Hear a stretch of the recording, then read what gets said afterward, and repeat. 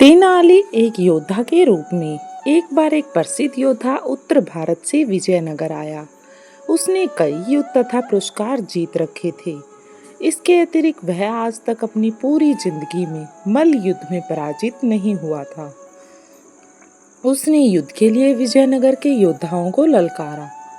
उसके लंबे, गठीले व शक्तिशाली शरीर के सामने विजयनगर का कोई भी योद्धा टिक न सका। अब विजयनगर की प्रतिष्ठा दांव पर लग चुकी थी। इस बात से नगर के सभी योद्धा चिंतित थे। बाहर से आया हुआ एक व्यक्ति पूरे विजयनगर में को ललकार रहा था और वे सब कुछ भी नहीं कर पा रहे थे। अतः सभी योद्धा इस समस्या के हल के लिए तेनालीराम के पास गए। उनकी बात बड़े ध्यान से सुनने के बाद तेनालीराम बोला, सचमुच ये तो एक बड़ी समस्या है, परंतु उस योद्धा को तो कोई योद्धा ही हरा सकता है। मैं कोई योद्धा तो हूँ नहीं, बस एक विदूषक हूँ। इसमें मैं क्या कर सकता हूँ? तेनालीराम की ये बात सुन सभी योद्धा निराश हो गए, क्योंकि उनकी एकमात्र आशा तेनालीराम ही था। जब वे निराश मन से जाने लगे तो तेनालीराम ने उन्हें रोक कर कहा, मैं उत्तर भारत के उस वीर योद्धा से युद्ध करूंगा और उसे हराऊंगा, परंतु तुम्हें वचन देना होगा कि जैसा मैं कहूंगा तुम सब वैसा ही करोगे। उन लोगों ने तुरंत वचन दे दिया। वचन लेने के बाद तेनालीराम बोला, शक्ति परीक्षण के दिन तुम सभी पदक पहना देना और उस योद्धा से मेरा परिचय अपने गुरु के रूप में कराना और मुझे अपने कंधे पर बैठाकर ले चलना।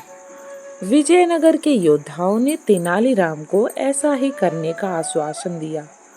निश्चित दिन के लिए तेनालीराम ने योद्धाओं को एक नारा भी याद करने को कहा, जो कि इस प्रकार था, ममूक महाराज की जय, मिस ममूक महाराज की जय।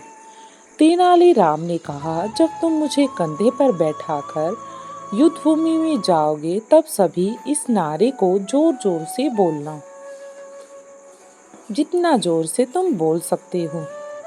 अगले दिन युद्ध भूमि में जोर जोर से नारा लगाते हुए योद्धाओं की ऊंची आवाज सुनकर उत्तर भारत के योद्धा ने सोचा कि यह अवश्य ही कोई महान योद्धा होगा। नारा कन्नड़ भाषा का साधारण श्लोक था, जिसमें ममूक का अर्थ था धूल चटाना, जबकि मिस का अर्थ भी लगभग यही था। उत्तर भारत के योद्धा को कन्नड़ भाषा समझ में नहीं आ रही थी, अतः उसने सोचा कि कोई महान योद्धा आ रहा है। तेनालीराम उत्तर भारत के योद्धा के पास आया और उससे पहले कि वह कुछ कहता, तेनालीराम बोला, मैं तुम्हारे साथ युद्ध करूं, तुम्हें मेरे हाव भाव का अर्थ बताना होगा। दरअसल प्रत्येक महान योद्धा को इन हाव भाव का अर्थ ज्ञात होना चाहिए। अगर तुम मेरे हाव भाव का अर्थ बता दोगे तभी मैं तुम्हारे साथ युद्ध करूंगा। यदि तुम अर्थ नहीं बता सके तो तुम्हें अपनी पराजय स्वीकार करनी पड़ेगी। तेनालीराम की शर्त सुनकर उसने बड़े ही अचरज से उसे देखा। इतने बड़े बड़े योद्धाओं को देख, जो कि तेनालीराम को कंधों पर उठाकर लाए थे और उसे अपना गुरु बता रहे थे, वे भी जोर जोर से नारा भी लगा रहे थे।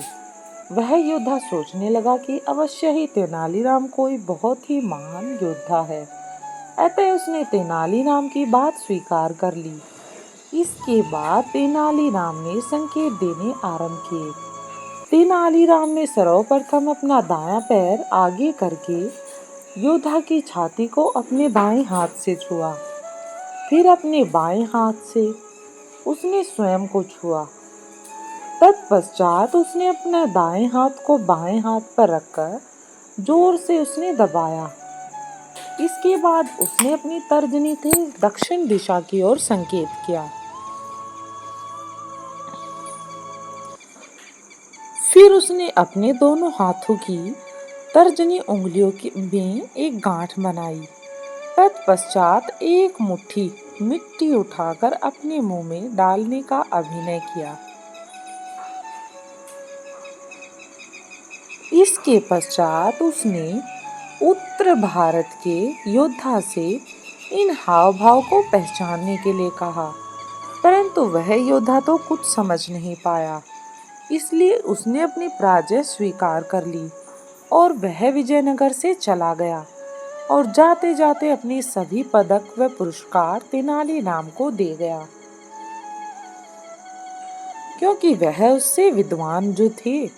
विजयनगर के राजा व प्रजा परिस्थिति के बदलते ही अचंभित से हो गए। सभी योद्धा बिना युद्ध किए ही जीतने पर प्रसन्न थे। राजा ने तेनालीराम को बुलाकर पूछा, तेनाली, उन हाव भाव से तुमने क्या चमत्कार किया जिससे कि वो चला गया? तेनालीराम बोला, महाराज, इसमें कोई चमत्कार नहीं। यह मेरी योद्धा को मूर्ख बनाने की योजना थी। मेरे हाव भाव के अनुसार वह योद्धा उसी प्रकार शक्तिशाली था जिस प्रकार किसी का दाएं हाथ शक्तिशाली होता है, और मैं उसके सामने बाएं हाथ की तरह निर्बल था। यदि दाएं हाथ के समान शक्तिशाली योद्धा बाएं हाथ के समान निर्बल योद्धा को युद्ध के लिए ललकारेगा तो निर्बल योद्धा तो बादाम की तरह कुचल दिया जाएगा। सो यदि मैं युद्ध हारता तो दक्षिण दिशा में बैठी मेरी पत्नी को अपमान रूपी धूल खानी पड़ती।